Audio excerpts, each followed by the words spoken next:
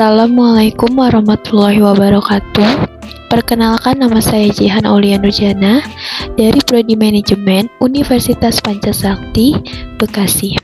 Di sini saya akan memenuhi tugas ujian tengah semester dengan mata kuliah yaitu Pasar Uang dan Pasar Modal. Dosen pengampu yaitu Bapak Muhtaufan Nugroho, SSI, MM. Langsung saja dengan tugas yaitu mempresentasikan beberapa soal atau materi sebagai berikut. Yang pertama, jelaskan mengenai pasar uang dan pasar modal, apa perbedaan, kelebihan, dan kekurangan dari keduanya. Yang pertama yaitu pengertian pasar modal. Pasar modal adalah lembaga keuangan yang mempunyai kegiatan berupa penawaran dan perdagangan efek surat berharga. Pasar modal juga merupakan lembaga profesi yang berkaitan dengan transaksi jual beli efek dan perusahaan publik yang berkaitan dengan efek. Dengan demikian, pasar modal dikenalkan sebagai tempat pertemuannya penjual dan pembeli modal atau dana. Fungsi pasar modal sebagai tempat pertemuannya pihak yang memiliki dana dengan pihak memerlukan dana jangka panjang. Perusahaan mempunyai dua fungsi, yaitu ekonomi dan keuangan.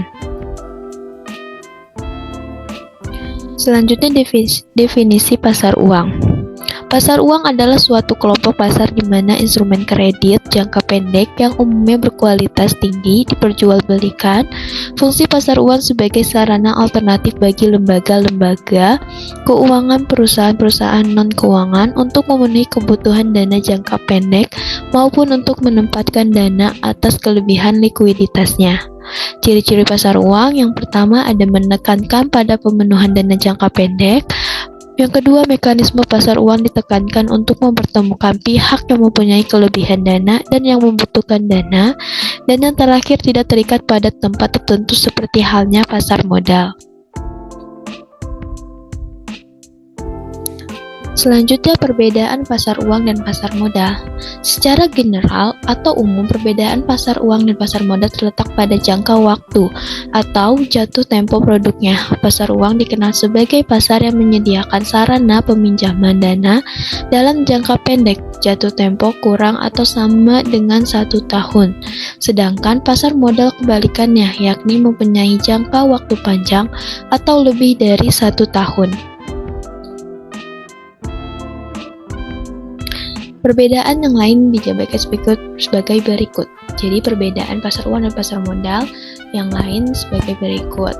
Ditinjau dari produk instrumen yang dihasilkan dari kedua pasar tersebut berbeda. Produk utama pasar uang yakni surat promise, surat pembendaharaan negara, surat berharga yang diterbitkan oleh pemerintah, surat wesel yang diaskep oleh bank, sertifikat deposito, dan sertifikat yang dikeluarkan oleh bank sentral, SBPU, dan commercial paper. Sedangkan pasar modal bersifat jangka panjang dengan produk obligasi dan obligasi konvertibel, saham, reksadana, dan instrumen derivatif, right warrant, option, dan future. Selanjutnya ditinjau dari tingkat return dan resikonya.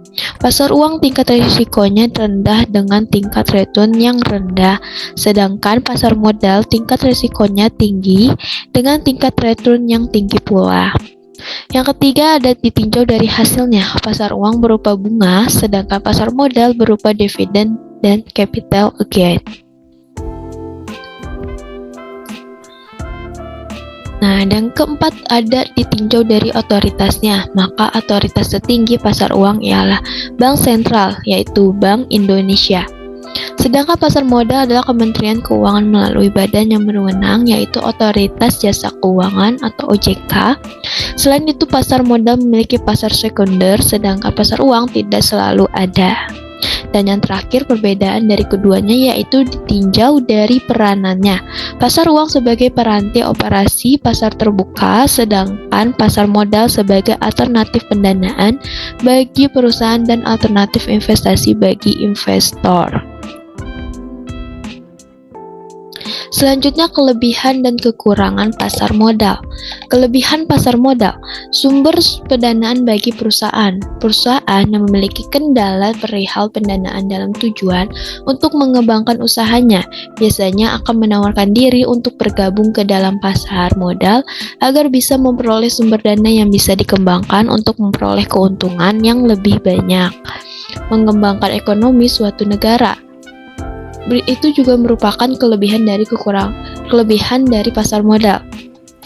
Maksudnya yaitu investasi yang baik akan menimbulkan perekonomian yang baik pula. Pasar modal dapat memperbaiki ekonomi masyarakat yang pada akhirnya akan diperhitungkan sehingga bisa membuat perekonomian negara pun menjadi baik.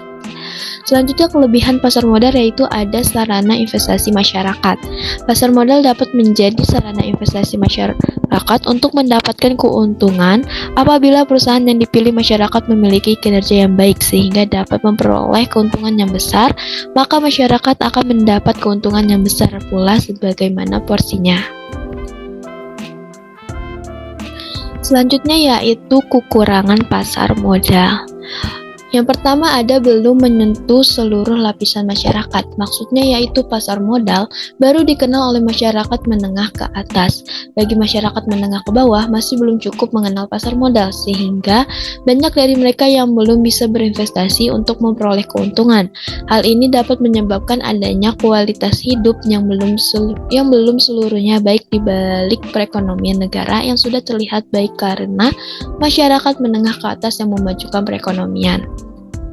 Yang kedua itu ketidakstabilan kurs pada saham. Pergerakan kurs sangat mempengaruhi harga saham. Nilai kurs yang tidak selalu stabil menyebabkan para investor takut mengalami kerugian karena nilai suatu mata uang dengan nilai mata uang negara lain berbeda yang menyebabkan kurs dapat berubah sewaktu-waktu. Yang terakhir, kekurangan dari pasar modal yaitu investasi tidak selalu menyenangkan. Segala bentuk investasi pasti memiliki risiko. Begitu pula dengan berinvestasi di pasar modal. Di dalam investasi tidak hanya mendapatkan keuntungan, tetapi bisa juga mendapatkan kerugian. Selanjutnya itu kelebihan dan kekurangan pasar uang. Kelebihan pasar uang. Yang pertama ada memberi wahana untuk memberi pinjaman jangka pendek. Yang kedua ada mencegah terjadinya uang menganggur, idle money, yaitu uang yang disimpan dan tidak digunakan untuk kegiatan produktif, misal disimpan di brankas, lemari penyimpanan uang. Yang ketiga, ikut membantu pengusaha memajukan usahanya. Ini juga berarti ikut mendorong kemajuan ekonomi nasional.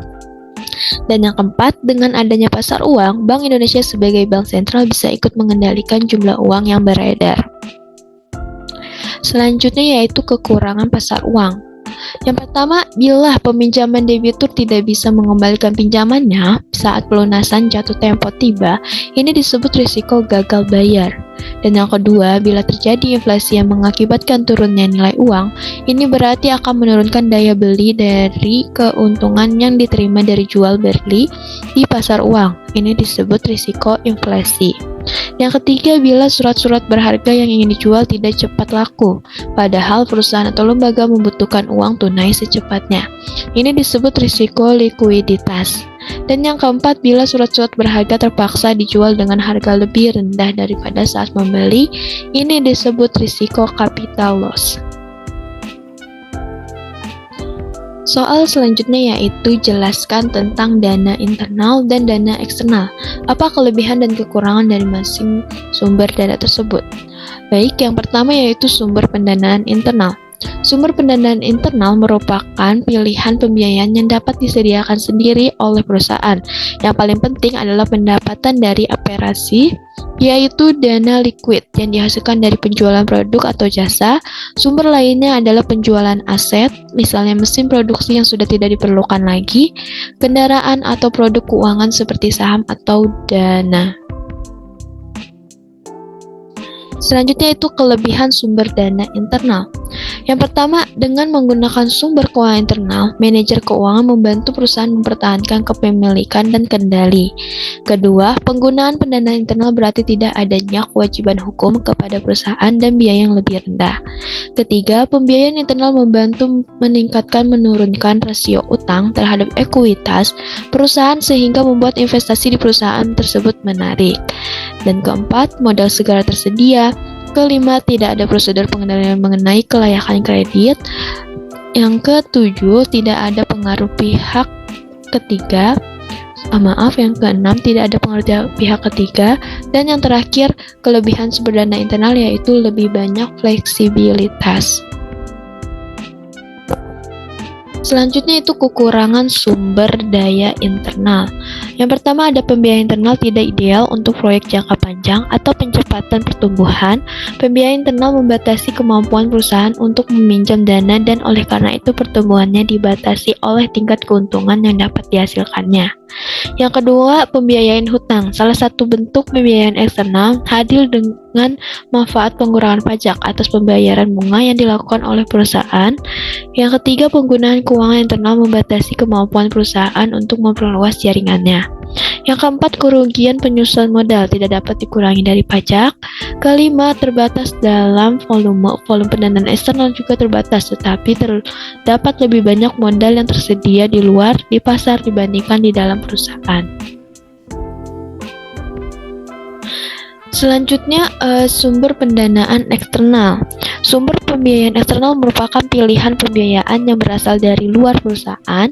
Ini bisa berupa pinjaman bank, modal ventura, dan investor, atau modal yang diperoleh dengan imbalan saham perusahaan. Meskipun sumber pendanaan eksternal dikaitkan dengan kewajiban perusahaan terhadap pemberian dana, sehingga hambatan untuk memperoleh pendanaan lebih tinggi, namun seringkali peran sumber pendanaan tersebut lebih penting dibandingkan sumber pendanaan internal, sebab pertumbuhan bisnis seringkali memerlukan dana dalam jumlah besar yang tidak bisa dibiayai dari sumber daya internal saja. Selanjutnya yaitu kelebihan dan kekurangan sumber dana eksternal. Kelebihan sumber dana eksternal. Jika perusahaan menggunakan sumber pendanaan eksternal, mereka akan menghemat sumber pendanaan internal dan dapat menggunakan dana tersebut di tempat lain. Misalnya, jika keuntungan investasi di pasar modal lebih tinggi daripada bunga pinjaman bank, maka masuk akal untuk menggunakan dana internal untuk investasi keuangan dan mengambil pinjaman untuk membiayai bisnis selanjutnya. Keuntungan lainnya adalah metode pendanaan eksternal dapat memberikan jumlah uang yang lebih besar sehingga memungkinkan perusahaan untuk berinvestasi dalam pertumbuhan dengan lebih cepat. Misalnya seperti contoh di atas, mereka dapat dengan cepat melaksanakan proyek investasinya tanpa harus terlebih dahulu menyimpan modal ekuitas yang cukup. Selanjutnya yaitu kekurangan sumber dana eksternal. Kerugian dari sumber pendanaan eksternal adalah perusahaan kehilangan sebagian independensinya. Sebagai imbalan atau pemberian modal, investor dan bank mengharapkan perusahaan berkembang ke arah tertentu. Jika pengaruh pemodal eksternal sangat tinggi, mereka bahkan dapat mendikte tujuan strategis perusahaan sehingga direksi tidak dapat lagi memutuskan secara independen mengenai masa depan dan arah perusahaan. Selain itu, sumber pendanaan eksternal juga disertai dengan kewajiban finansial. Investor mengharapkan dividen atau pembagian keuntungan lainnya. Pinjaman bank seringkali harus dibayar kembali selama bertahun-tahun, tergantung pada jumlah pinjaman yang juga memerlukan biaya bunga.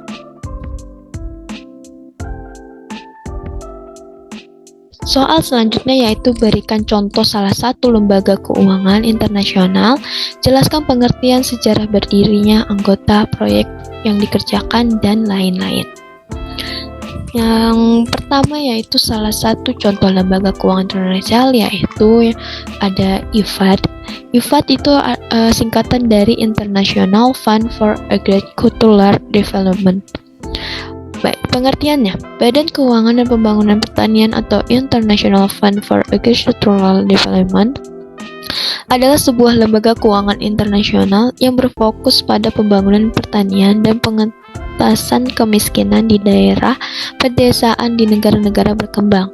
IFAD didirikan oleh Perserikatan Bangsa-Bangsa dengan tujuan utama meningkatkan kesejahteraan petani kecil dan komunitas pedesaan serta mendorong pertumbuhan pertanian berkelanjutan. Sejarah terbentuknya IFAD. Badan Keuangan dan Pembangunan Pertanian atau International Fund for Agricultural Development didirikan pada tanggal 15 Desember tahun 1977 oleh Majelis Umum Perserikatan Bangsa-Bangsa PBB. Pendirian IFAD adalah hasil dari resolusi Majelis Umum PBB No. 32/107. IFAD terbentuk sebagai respon terhadap kebutuhan mendesak untuk membantu negara-negara berkembang meningkatkan pertumbuhan ekonomi di sektor pertanian dan mengurangi tingkat kemiskinan di daerah pedesaan. Sejak mulai beroperasi pada tahun 1978, IFAD telah bekerja sama untuk menyediakan dukungan finansial dan teknis bagi proyek-proyek pertanian dan pembangunan pedesaan di berbagai negara berkembang.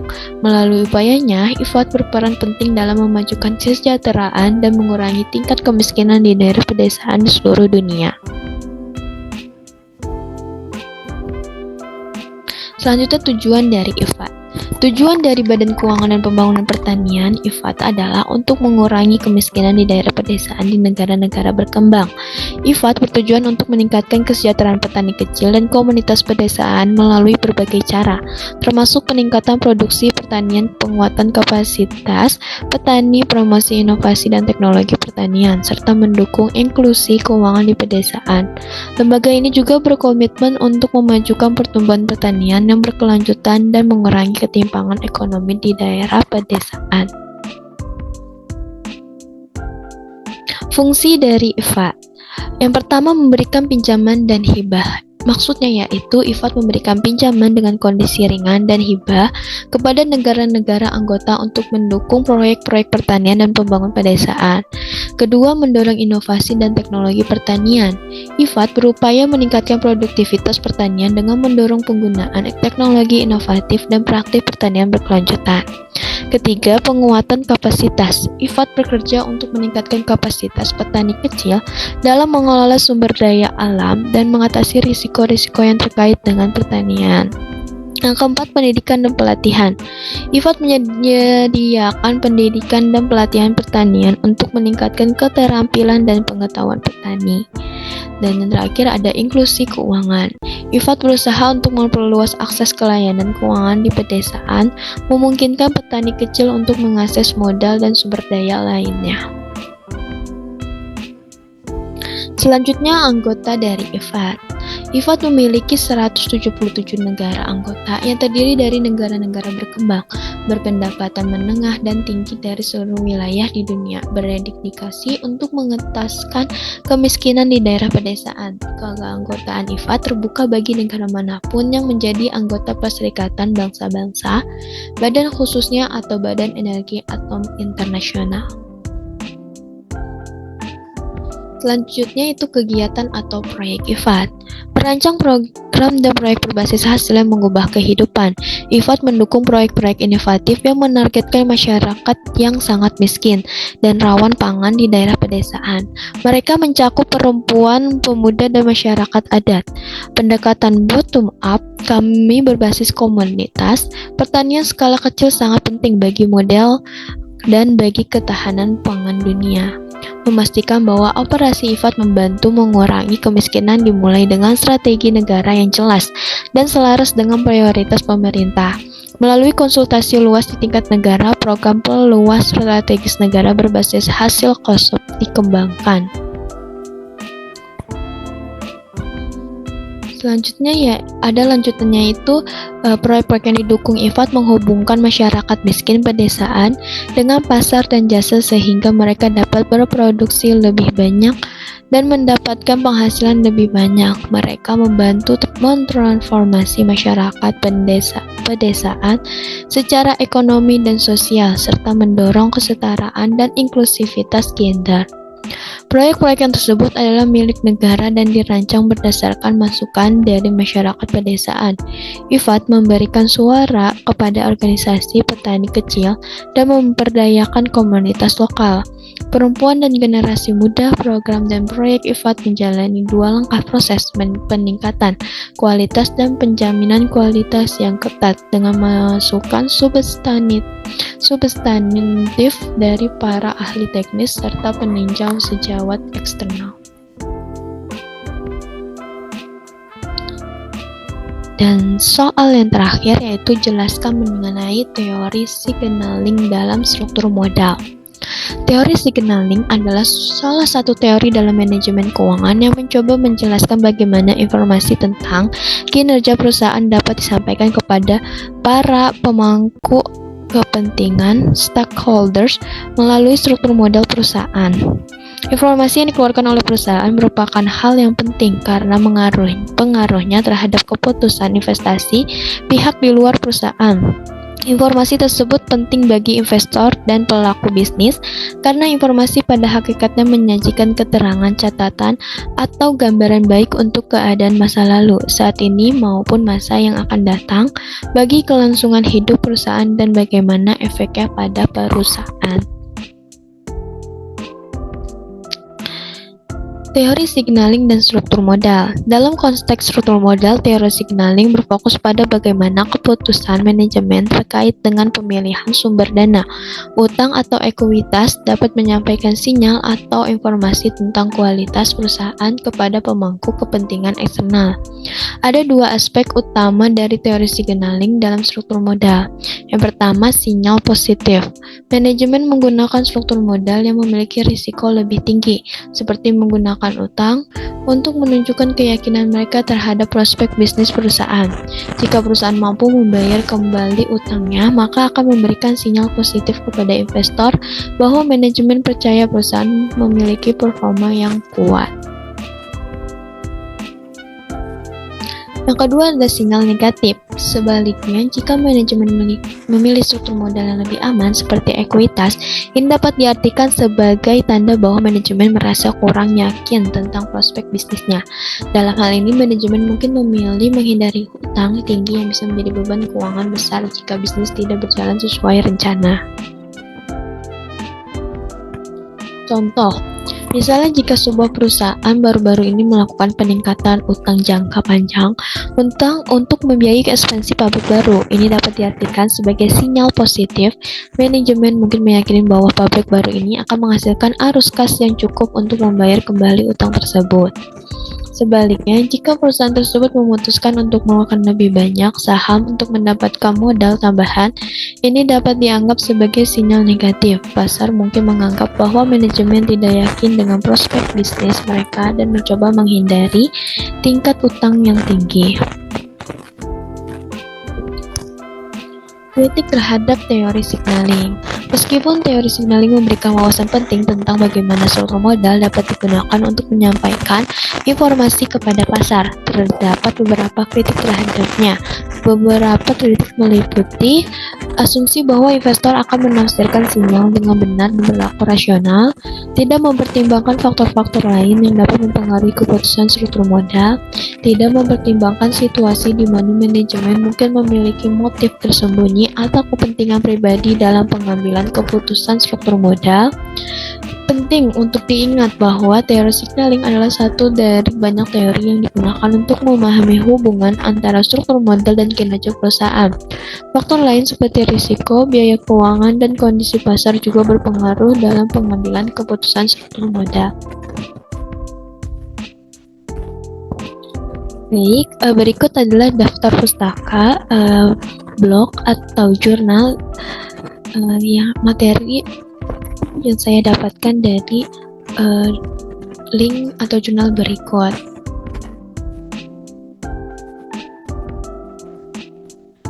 Mungkin cukup materi yang bisa saya sampaikan. Mohon maaf bila ada kekurangan atau salah dalam pengucapan. Sekian dari saya. Wassalamualaikum warahmatullahi wabarakatuh. Terima kasih.